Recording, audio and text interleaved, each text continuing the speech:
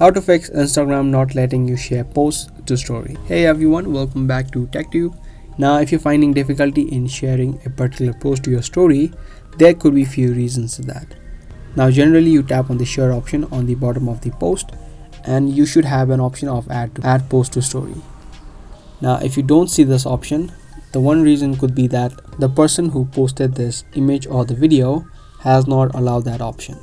If that is the case, you won't be able to add it to your stories through here, and you need to just take a screenshot if it is a picture, or you can also download the video through third-party websites and post it to your story. That's the only way that you can do it if they have not allowed it.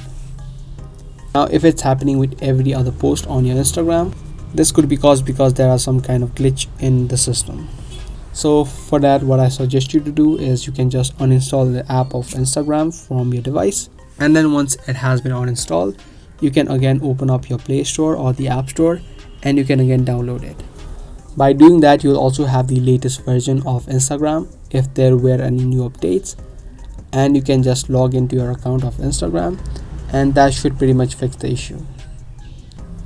So I hope this video helped you out. If it did, make sure to subscribe and also give this video a thumbs up. That's going to be all for today. I'll see you in the next one.